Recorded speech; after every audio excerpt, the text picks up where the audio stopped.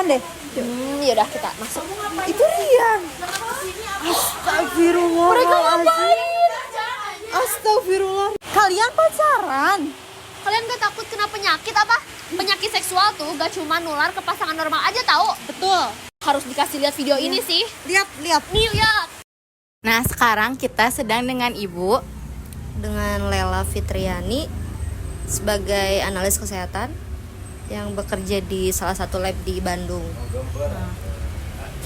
Sekarang kita akan mewawancarai Ibu mengenai kesehatan organ reproduksi. Langsung saja ke pertanyaan yang pertama.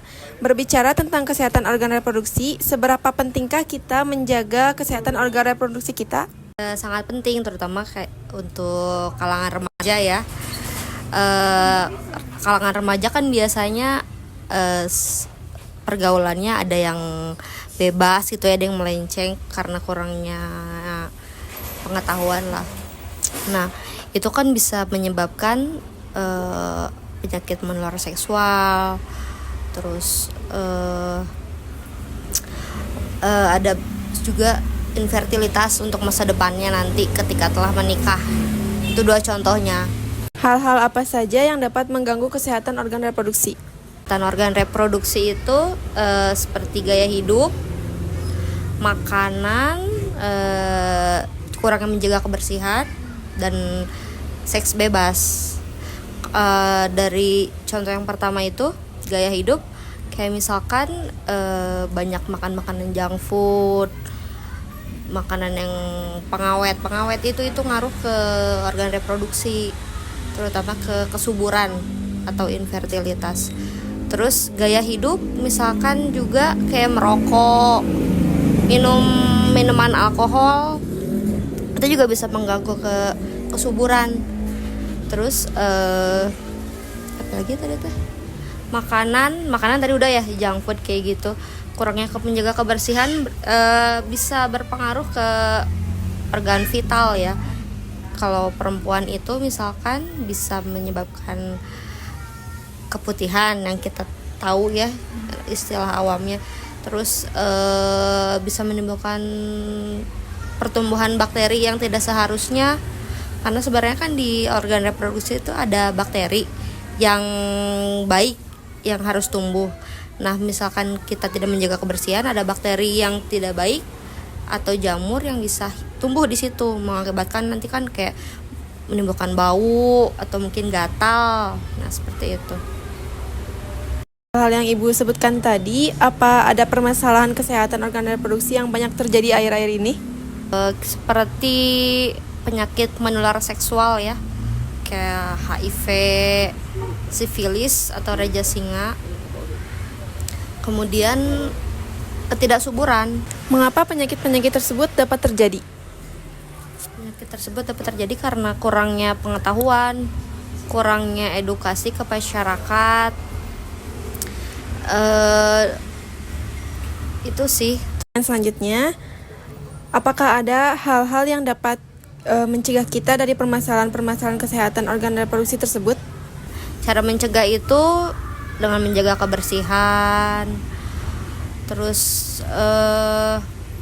bisa menjaga kebersihan, menghindari seks bebas sebelum menikah ya.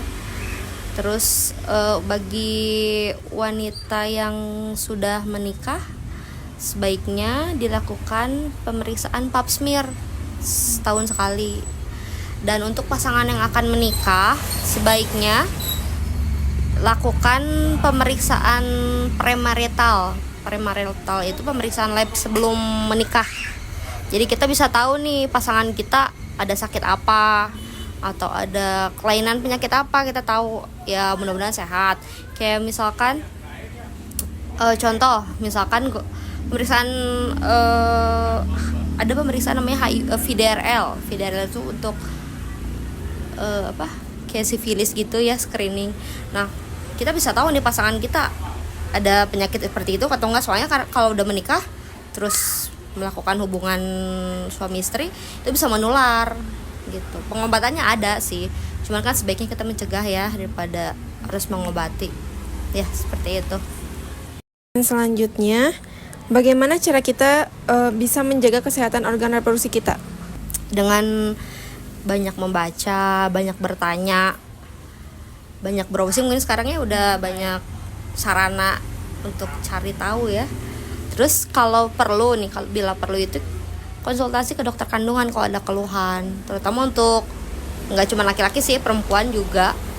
Karena kayaknya remaja itu sekarang kan banyak yang mendengar keluhan menstruasi nggak lancar, atau mensnya kok banyak, kok lama, atau kok nggak mens nih. Nah itu tuh baiknya itu tuh dikonsultasikan ke dokter kandungan. Takutnya misalkan ada penyakit-penyakit yang sering itu sekarang, kayak misalkan kalau perempuan nih, kayak kista, kayak miom, kayak penyempitan atau penyumbatan di tuba falopi itu kayak saluran untuk masuknya sperma. Itu nanti kalau udah menikah ya.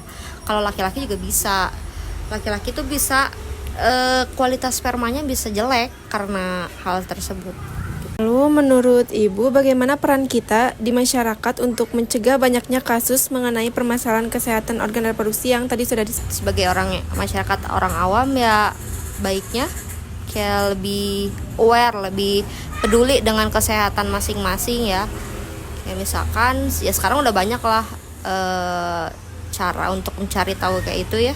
Ada YouTube, ada Google, terus kalau perlu ya ini misalkan kayak tanya ke ada yang kenal, misalkan tenaga kesehatan atau dokter mungkin ya, yang lebih ini lagi untuk mencegah kayak gitu. kesehatan. Apa saja tantangan dan peluang yang dihadapi Ibu dalam menangani masalah kesehatan organ reproduksi? Banyaknya orang yang belum aware ya, belum peduli tentang masalah reproduksi. Padahal itu sangat penting ya, terutama kan untuk masa depan nanti, untuk masa depan setelah menikah, untuk masa depan nanti mau punya anak atau gimana kan. Jadi lebih ke mengedukasi sih. Cuman tantangannya memang susah kan, karena orangnya banyak yang ogah-ogahan gitu, kayak karena belum mengalami. Jadi kan ya udahlah gitu, gimana nanti. Padahal itu nanti kalau memang udah kejadian nih, udah menikah, terus misalkan ada penyakit itu ataupun susah punya keturunan, nanti biayanya lebih mahal lagi. Harus kalau misalkan kayak udah terkena penyakit menular seksual, ya itu pengobatannya panjang dan pasti ada hukuman sosial ya. Orang kan pasti ada mengucilkan gitu ya. Terus nanti tantangan juga kalau misalkan udah terlanjur kena ke infertilitas atau ketidaksuburan, biayanya juga mahal. Kayak misalkan harus minum kalau konsul dengan dokter kandungan ya, minimal itu harus minum obat penyubur, terus harus melakukan pemeriksaan yang detail banget itu kalau tentang ketidaksuburan ya. Itu biayanya mahal, obat-obatan untuk mengobati ketidaksuburan itu. Kalau peluang untuk dunia kesehatan sih ya, jadi kalau untuk di bidang laboratorium berarti ada peluang untuk mempromosikan pemeriksaan kesehatan nih sebelum menikah atau setelah menikah atau pas hamil. Itu peluangnya di situ sih peluang. Zaman sekarang kan banyak kasus penyimpangan seksual gitu, kayak laki-laki sama cewek, laki-laki sama laki-laki. Nah, dampak bagi mereka, terus solusinya itu gimana? Itu dampaknya gede banget ya. Kalau misalkan apalagi nih ya, contoh aja ya, misalkan laki-laki dengan laki-laki.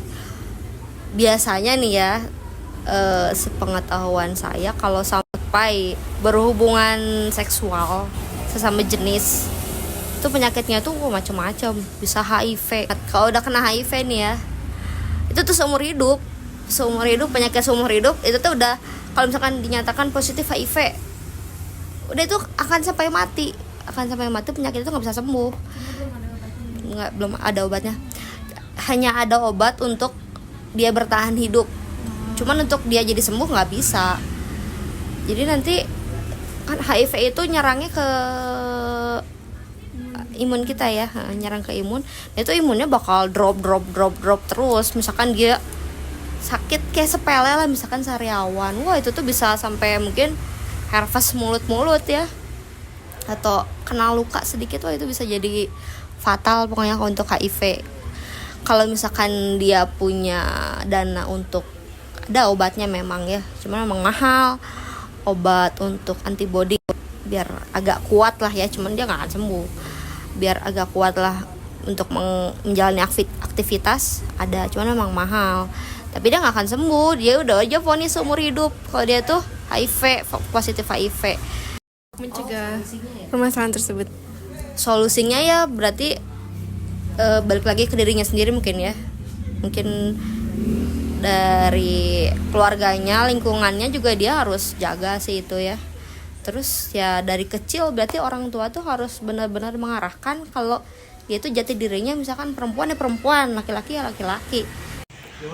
Oh, begitu ya. Iya guys, jadi tadi kita udah nyimak pembahasan tentang organ reproduksi. Itu betul-betul. Nah, jadi kita tuh harus menjaga banget organ reproduksi kita. Apalagi buat ciwi-ciwi. Itu tuh buat masa depan supaya kita tidak tertular oleh penyakit HIV dan semacamnya. Ih, si penyakit-penyakit itu serem banget. Enggak banget. Ya semoga kita semua sehat selalu dan terhindar dari penyakit-penyakit berbahaya itu. Iya.